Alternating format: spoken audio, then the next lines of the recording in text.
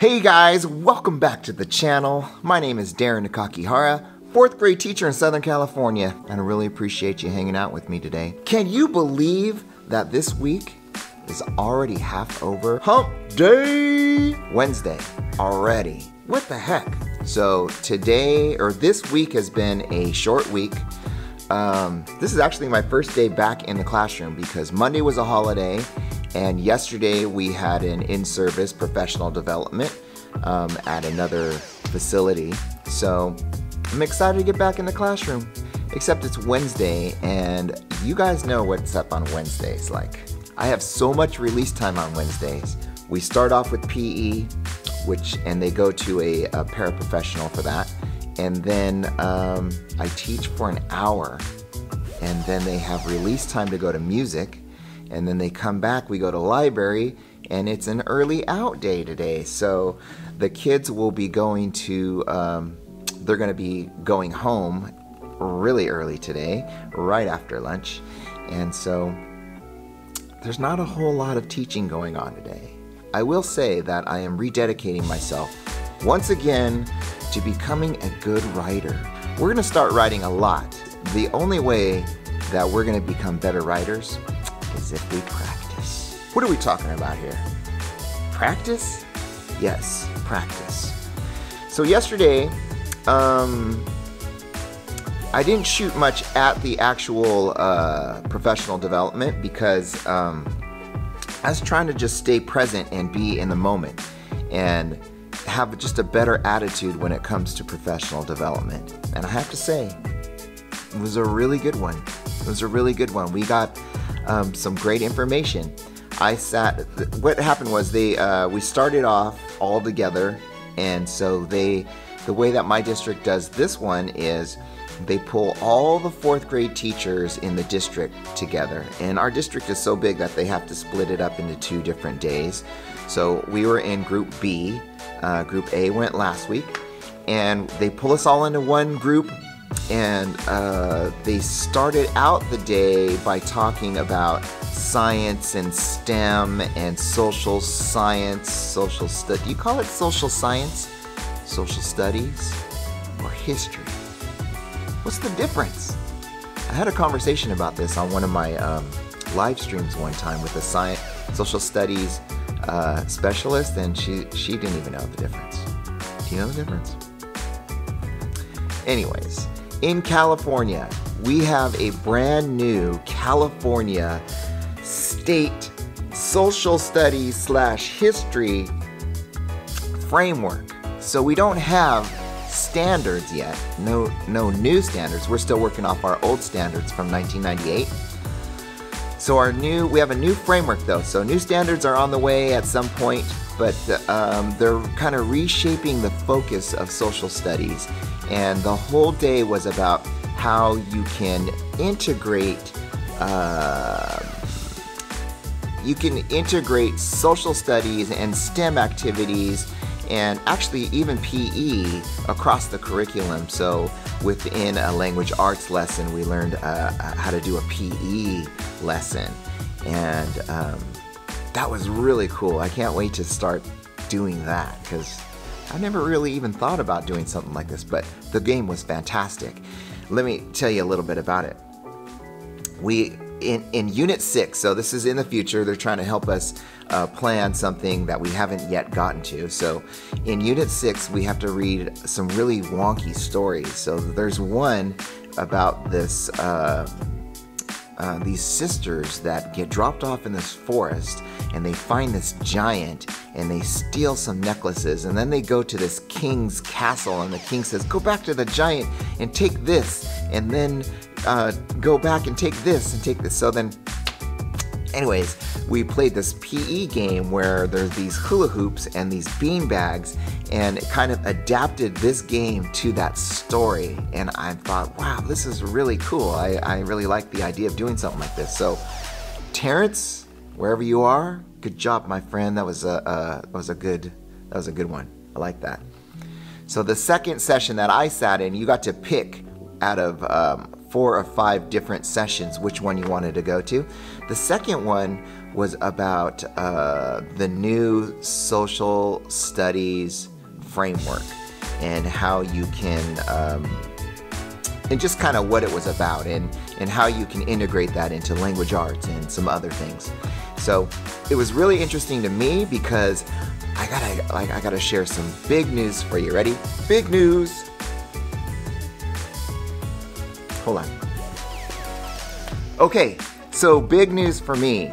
I just got asked to teach a class, not like a class, a course, but just one class at the local university, University of California at Irvine, and I get to teach an integration of arts into content class and how I do some of that stuff. So I'm super excited because, as you know, my student teacher Danielle, she's from UCI, and I know one of the professors there really well, and I love that program. It's a good program. I went to a different college. I went to Cal State Fullerton. For those of you that know, go Titans. I love Cal State Fullerton too. I went there for my undergrad and I got my credential there.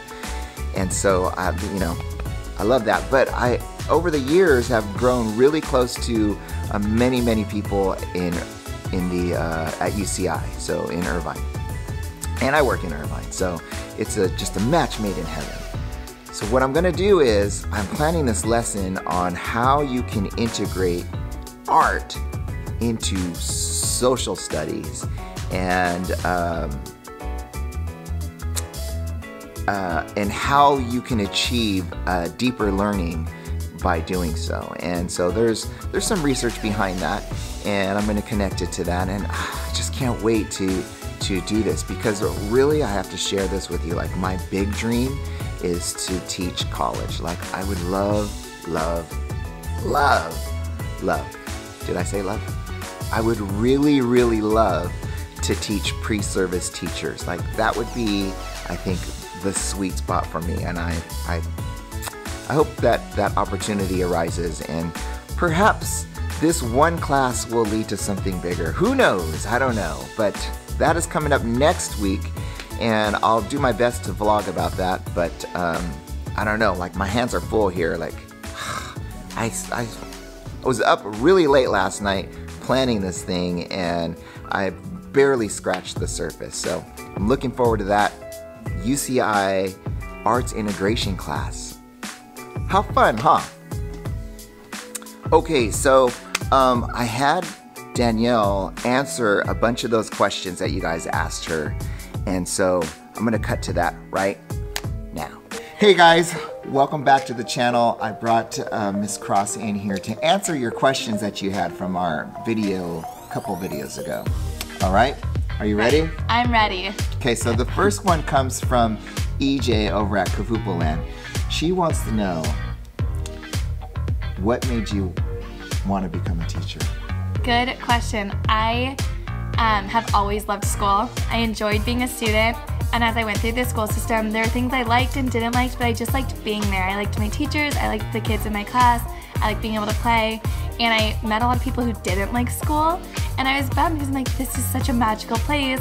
Why aren't you receiving the same love for it I have? Where's the disconnect? And then I love people, and I'm like, well, I love school and I love people.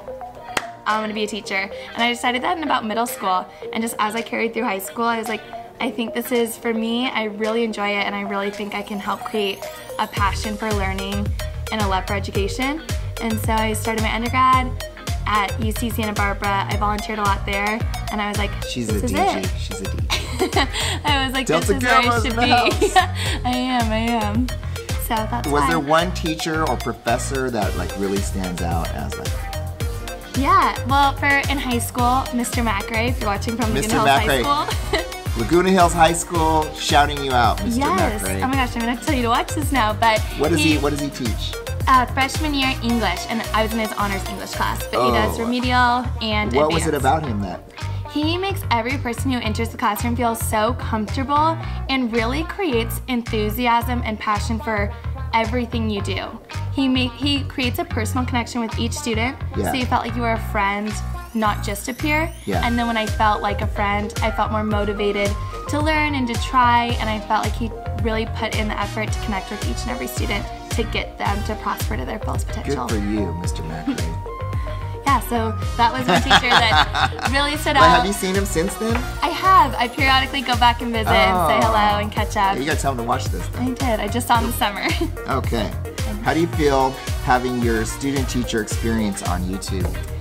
Well, it's unique, something I've never done, but I really like it.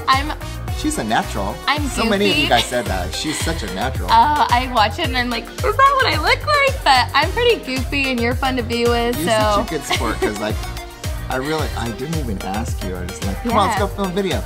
And I'm like, what am I gonna say? What am I gonna say? My heart beats a million miles per minute, but I'm also a talker if you haven't noticed, so I just kind of word vomit my response and there it is. That one came from Kind Kindergarten. So this comes from Joyce Lee.